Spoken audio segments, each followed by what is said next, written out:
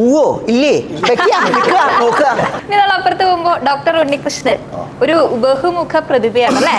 ഒരുപാട് കാര്യങ്ങൾ ഉണ്ട്. അതായത് ഡോക്ടറാണ്, ഒരുപാട് ക്യാൻസർ രോഗികൾക്ക് ഹോമിയോപ്പതിയിലൂടെ ആശ്വാസം പകരുന്ന ഡോക്ടറാണ്. ഒപ്പം സാഹിത്യ രംഗത്തായാലും കലാരംഗത്തായാലും സംഗീത രംഗത്തായാലും ഒക്കെ ഒരുപാട് കാര്യങ്ങൾ ചെയ്യുന്ന ആളാണ്. എങ്ങനെയാണ് നമ്മൾ ഈ ഒരു സിനിമയിൽ എത്തിപ്പെട്ടത്, സിനിമാ ലോകത്ത് എത്തിപ്പെട്ടത്? സിനിമാ ലോകത്ത് എന്ന് പറഞ്ഞാൽ ഞാൻ കുറച്ച് ഷോർട്ട് ഫിലിമുകൾ ചെയ്തിട്ടുണ്ട്, ഡോക്യുമെന്ററികൾ ചെയ്തിട്ടുണ്ട്. അപ്പോൾ അതിൽ ഹരിയേട്ടൻ അതുപോലെ തന്നെ അതിൻ്റെ സ്ക്രിപ്റ്റ് റൈറ്റർ ആയിട്ടുള്ള സുരേന്ദ്രനൊക്കെ എൻ്റെ വളരെ എന്താ പറയുക, ഞാൻ അവരുടെ ഫാമിലി ഡോക്ടർ കൂടിയാണ്. അപ്പോൾ ഇവർ ഈ ഒരു സബ്ജക്റ്റ് തിരക്കഥ ഉണ്ടാക്കുന്ന സമയത്ത് തന്നെ പല ക്യാരക്ടേഴ്സ് എന്നോട് പറഞ്ഞിരുന്നു. നസ്രിയയുടെ അച്ഛനായിട്ടും ബ്രദറായിട്ടും ഒക്കെ ഉള്ള പല ക്യാരക്ടറുണ്ട്. അവസാനം പറഞ്ഞു ഉണ്ണിയേട്ടൻ്റെ കഥാപാത്രം നിങ്ങൾ പറയുന്നില്ല, അത് അവിടെ വന്നിട്ട് നമുക്ക് മോൾഡ് ചെയ്യാം എന്ന് പറഞ്ഞ് അതിൻ്റെ ഇടയ്ക്കാണ് പിന്നെ തിരക്കഥയിൽ ചെറിയ വ്യത്യാസങ്ങൾ വന്നപ്പോൾ ഒരു റിസോർട്ടിൻ്റെ ഓണറായിട്ടാണ് ഒരു അച്ചായനായിരുന്നു. അച്ചായൻ എങ്ങനെ പറയാ സുരേന്ദ്ര? അതായത് ഒരു അച്ചായൻ ക്യാരക്ടറായിരുന്നു നമ്മൾ പ്ലാൻ ചെയ്തിട്ടുണ്ടായിരുന്നു.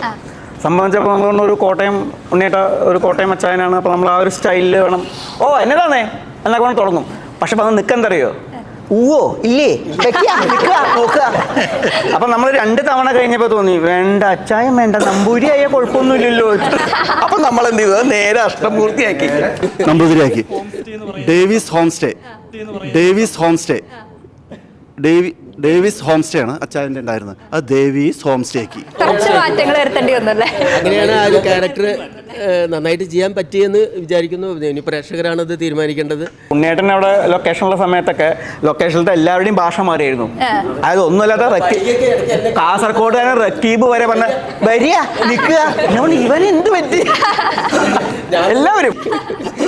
ഞാൻ തന്നെ ഷൂട്ടിംഗ് കഴിഞ്ഞിട്ട് കുറച്ച് കാലം ഇത് തന്നെയായിരുന്നു. ഡബിങ് സമയത്ത് ശങ്കരേട്ടനെ അറിയാം, ആ സമയത്ത് ഇത് തന്നെയാണ്.